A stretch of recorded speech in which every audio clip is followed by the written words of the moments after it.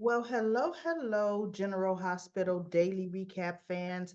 Today's daily recap is for Friday, April the 12th, 2024. Friday, April the 12th. Definitely not a cliffhanger Friday at all. This is going to be a short recap because not a lot of truly interesting things happened today. Oh my goodness, no. We have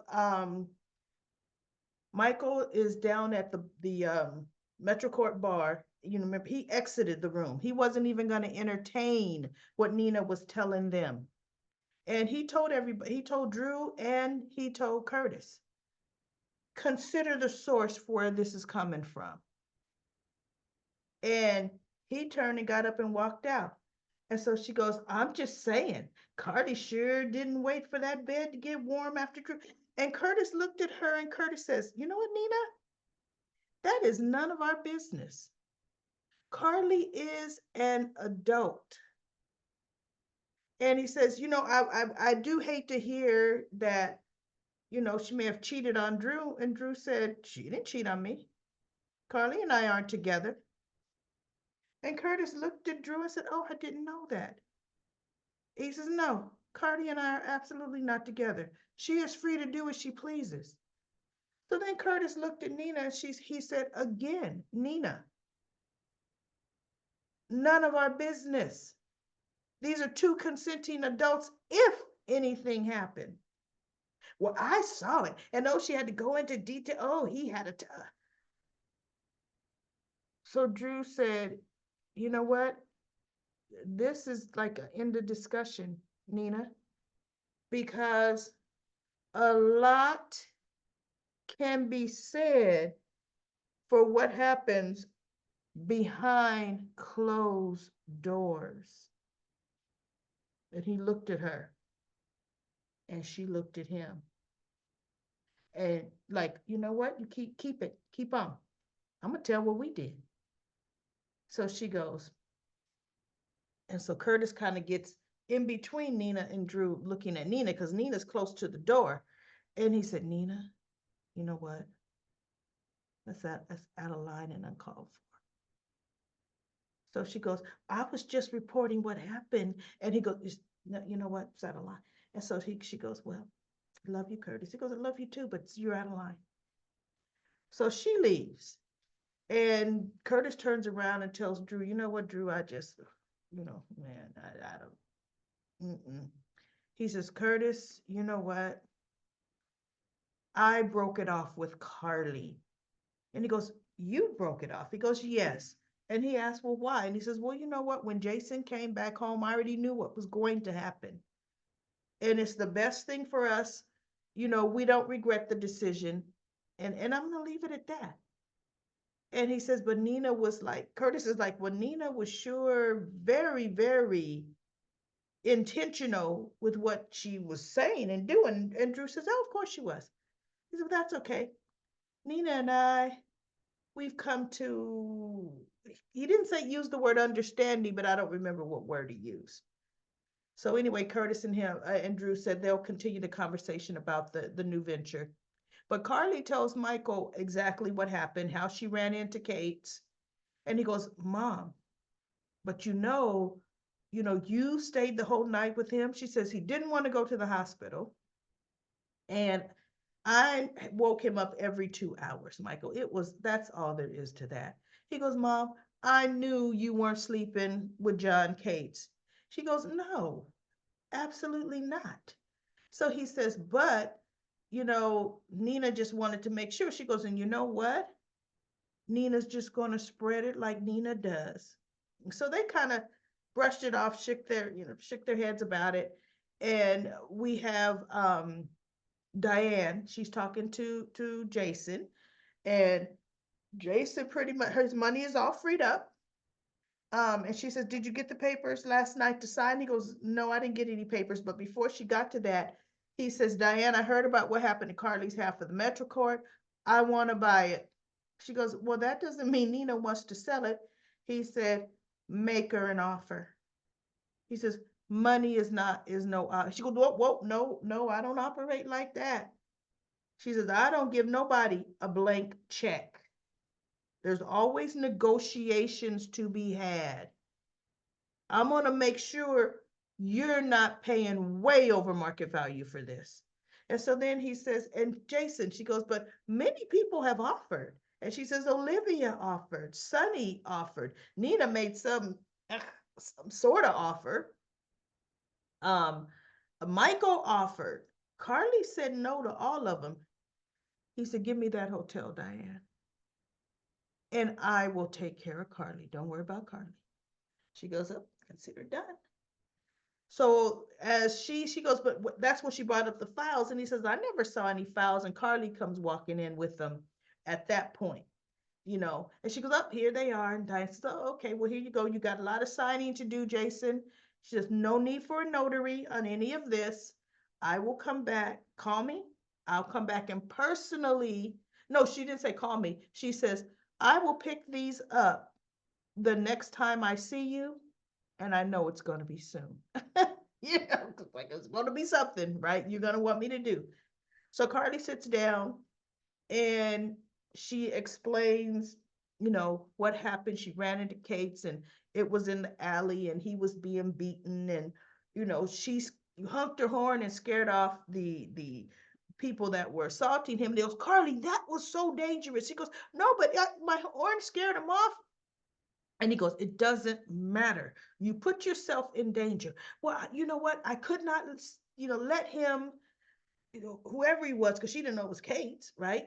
Be beaten. And I'm thinking, I see a man in an alley being beaten. Am I getting out my car to help? Am I trying to scare off the assailants? I'm calling 911. 911, because I'm a lone woman in my car. But see, Carly's car. So anyway, she tells him and she says, and I stayed with him all night. He goes, why would you have to stay with him all night? She said, to make sure he didn't have a concussion, Jason. And so she goes, and she wanted to see, I knew it. She wanted to feel him out because she felt Sonny had him beat. And he goes, Jason says, why would Sonny have Special Agent Case B? Because of the feud between Karen and him. And, because Sonny doesn't like the fact that Kate's is here. And then, you working for the face. She goes, just Sonny is like unhinged right now. And I believe Sonny would have him assaulted. And so Jason says, that's kind of far-fetched even for Sonny. She goes, Sonny's not making rational decisions, but I wanted to kind of feel John out to see if John was kind of thinking in that direction. And Jason says, Carly, stay out of it. If Cates is going to feel Sonny was involved, let John Cates come up with that all on its own. You do not need to be involved. And he goes, and look, just let this die down. And she says, well, I wish it would be that simple. Nina saw, she was opening the door to bring some food in, and Nina saw, and she goes, Nina's already starting to blab, and I already know Nina's gonna make a beeline to Sonny to tell Sonny, and Jason's like, oh.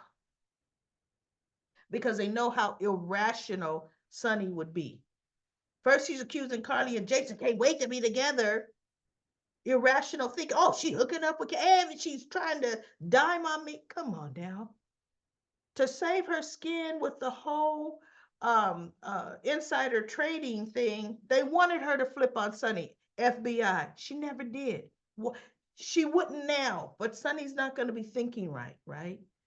So Jason just looked at her and he goes, oh, God, man, look, just something else I got to deal with, So anyway, Carly's just saying, what, Jason, I mean, I was trying to get some information. She didn't necessarily say, oh, trying to really spy, put a plan into place. She goes, but I just wanted to kind of know, where his head is at.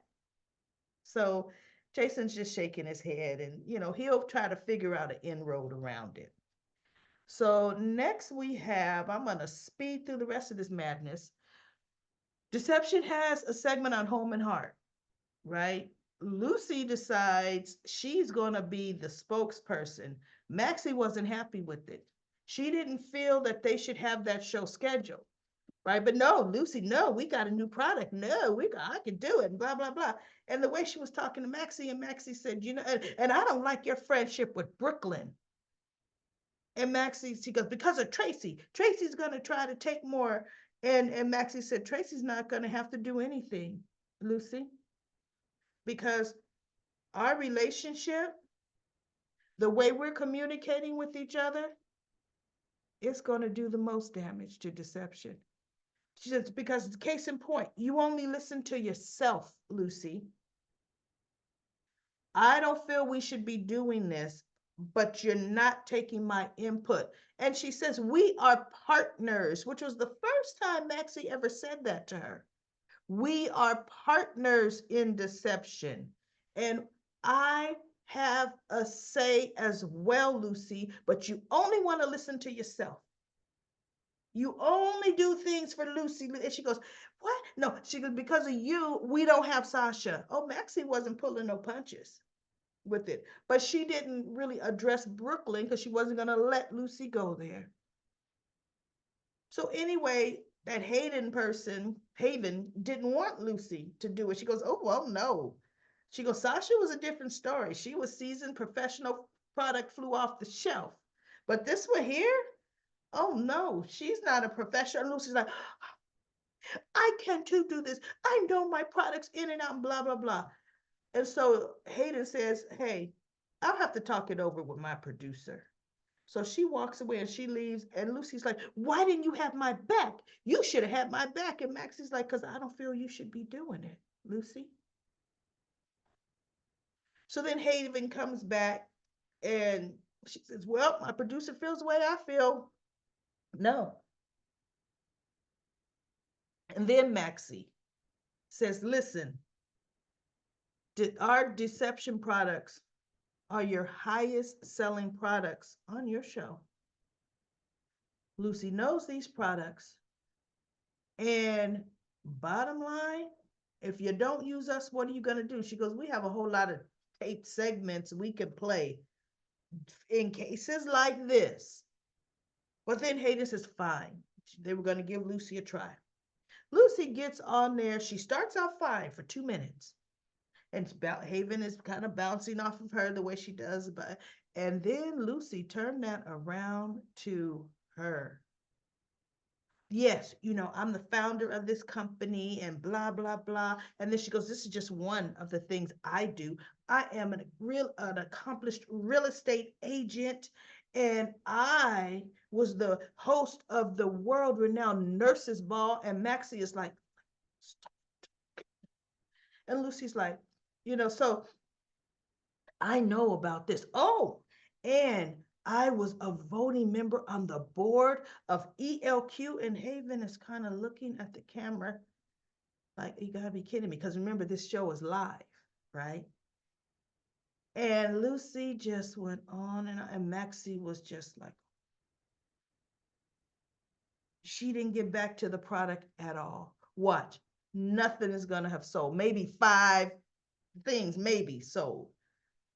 And oh, it's going to be a nightmare. Lucy never does anything right, and I can't stand her, and I'm happy she fell flat on her face. Let's see. We also have Sasha, she's still helping Cody. She really doesn't know. She's been applying for a bunch of different types of corporate jobs, receptionist, different kinds. But she goes, some of them are reaching out to her. That's my dog, yeah. Reaching out to her just because of her face and what she's done with deception. They want to capitalize on that. She goes, I'm trying to get away from that. And then Cody was talking and she goes, do you think I made a mistake, quitting deception too soon? And he's like, I don't know. Do you feel you made a mistake? And so they kind of talked it out. And she was like, but that my heart isn't that. She goes, but my savings is almost out. I have to do something. I have to do something. So, they were talking it out. And then we had Brooklyn. She and Tracy had a real good conversation. Tracy walks in on her ordering this truck, everybody, top of the line, fully electric. She didn't want no hybrid thing. Oh, nothing but the best. And so Tracy walks in. She goes, what you doing?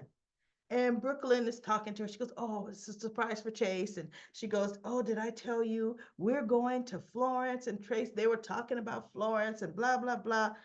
And Tracy says, but what is what did I walk in on with the phone call? And she goes, oh, and no, she goes, Florence, Italy on a cop salary? How did Chase afford that? And Brooklyn said, oh, he sold his truck so he could pay for it. And she goes, okay, so was that what that call I walked in about? What was about? And Brooklyn says, yes, yes. For a wedding present for him, I'm ordering him the top of the line truck, to replace the one he gave up. And Tracy said, do you want to disrespect your husband like that? And Brooklyn is like, what are you talking about? And Tracy had to break it down to her as to he sacrificed for you so you all can go on this honeymoon. This was an act of love for him. She goes, me replacing his truck is an act of, she goes, Brooklyn, it will put his just totally negate his sacrifice, because this is not a sacrifice for you. She goes, you and Chase are in two different financial situations. She says, I had to accept the fact that you're not going to do the prenup. But you need to understand there's a different dynamic here. I don't know if you've noticed, Brooklyn, Chase is traditional. You guys are already going to have challenges because you come from money. He does not. So even throughout your marriage, there's going to be compromises, whether it's you want private school for the kids and he wants public school.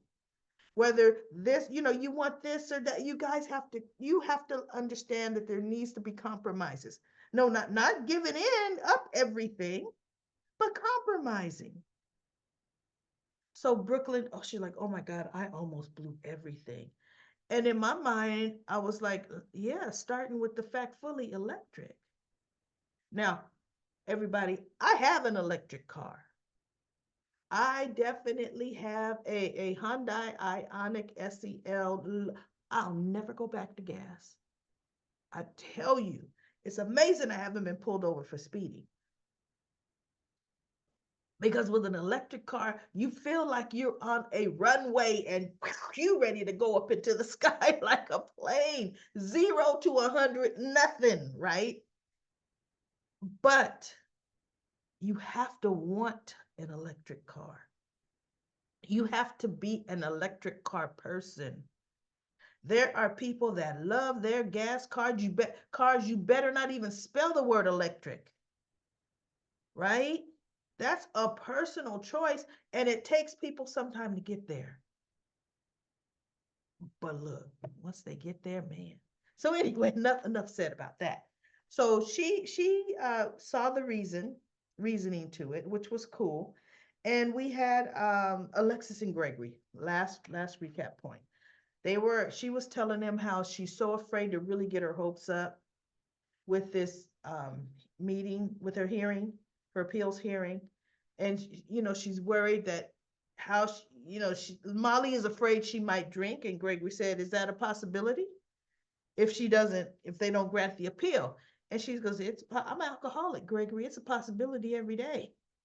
I have to continually work on that, right? And he goes, okay. And so he was telling her about, especially for him, don't be afraid to try your best. He says, Alexis, you really want this. You're going to try your best. And if they don't give it to you, you're going to know you still tried your best. That's all you could do. But if you don't try, you're going to always wonder what would have happened. And so, but she was telling him she can't be his +1, because remember, she was his +1 to the wedding. So now this is going to be how Tracy and Gregory are probably going to go together. But anyway, that was it, everybody. Nothing else really happened. This was absolutely not a cliffhanger Friday. I will be back Monday with another daily recap of General Hospital.